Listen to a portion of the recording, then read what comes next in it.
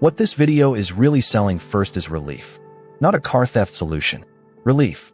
The title promises that one smart guy can walk into a predatory system, outthink the predators, and hand the audience a cleaner world than the one they actually live in. That emotional mechanism matters, because it changes how we judge the evidence. Once the story becomes, watch competence defeat menace, every gadget test feels bigger than it is, and every caveat starts looking like an inconvenience to momentum. The central claim is not subtle. I outsmarted pro car thieves. That is a huge claim. Not, I built a clever anti-theft system. Not, I stress-tested common theft tactics. It's a victory claim over a category of legally serious behavior that is adaptive, opportunistic, and very uneven from city to city.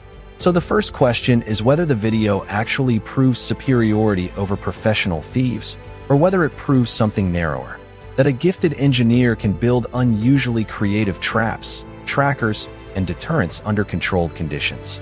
My read is the second one, and that distinction is the whole review. To the video's credit, this isn't just armchair paranoia dressed up as STEM. The strongest part of the argument is almost certainly the built-in test logic. Instrument the car, anticipate theft behavior, create failure points for the thief instead of just adding another lock for the owner to forget.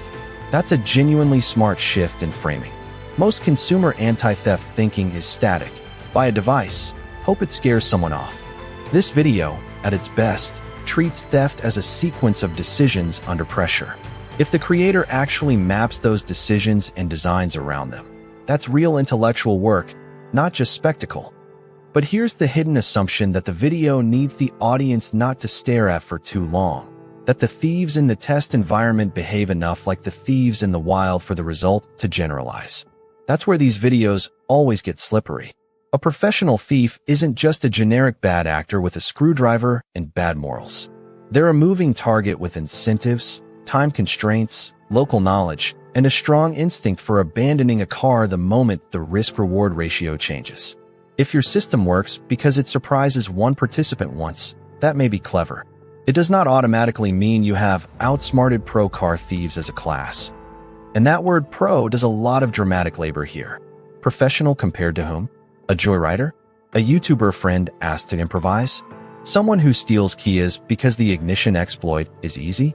There's a huge difference between opportunistic theft, organized parts theft, relay attacks, tow-away theft, and insurance ethically questionable framing adjacent staging. If the video doesn't pin down which threat model it's actually defeating, then pro car thieves becomes a mood word. It gives the audience the thrill of a high-stakes win without forcing the creator to meet the evidentiary burden that phrase deserves. Now, if the video shows multiple layers of evidence, different theft attempts, repeated failures, adaptation after the thieves learn the trick, maybe even telemetry showing exactly where the attempt broke down, that's the strongest case it can make. Because the real standard here is not, did the gadget work once? It's, did the system still hold after the surprise advantage was gone? A good anti-theft design survives contact with learning. If the whole thing depends on novelty, then the strongest part of the argument is also its biggest vulnerability. There's also a structural weirdness right in the provided transcript. Before we get any substantive material, we get a long sponsor runway into Crunch Labs and a sweepstakes block. That doesn't make the video dishonest.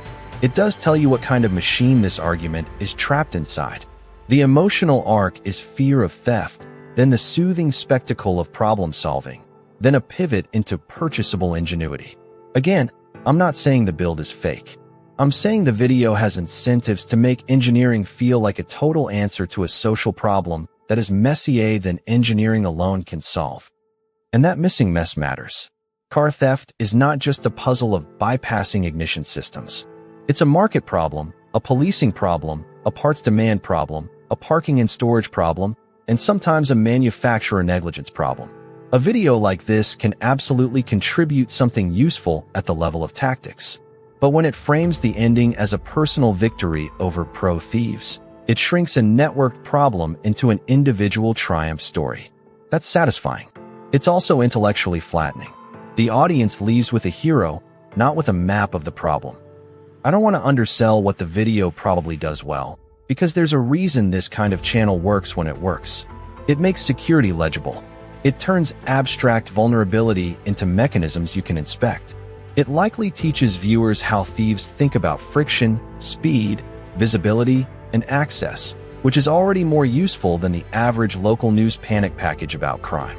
If the video shows actual failure analysis rather than just victory laps, that's valuable public education. It can make viewers more realistic about what a car thief needs, what they don't need, and where consumer security products are mostly theater. My verdict is that the conclusion is only partly supported. The likely evidence supports something like this. The creator designed an inventive anti-theft setup, tested it in ways that are more serious than a toy demo, and surfaced useful ideas about deterrence and detection. That's a strong video. What the evidence does not automatically support is the chest-out title claim that he outsmarted professional car thieves. Full stop. That conclusion outruns the burden of proof unless the video demonstrates repeated, adversarial, adaptive testing against clearly defined theft methods and shows why those results would generalize outside the set. The darker read of the video is that it turns social insecurity into a personality test for competence. If your car can be stolen, the fantasy answer is not better transit, better urban policy, better manufacturer accountability, or lower demand for stolen parts. It's a brilliant man in a garage humiliating the threat. That fantasy is emotionally understandable. It's also why the title can get away with being bolder than the evidence. People don't click these videos to watch uncertainty survive. They click to watch uncertainty get disciplined. And that's the part one want to keep doing here. Not just whether a video is smart, but what kind of emotional contract it makes with the viewer while it's being smart. If you want more reviews that pull apart the machinery underneath the spectacle, the incentives, the missing caveats, the little leaps from experiment to worldview, subscribe. Those are usually the most revealing cuts.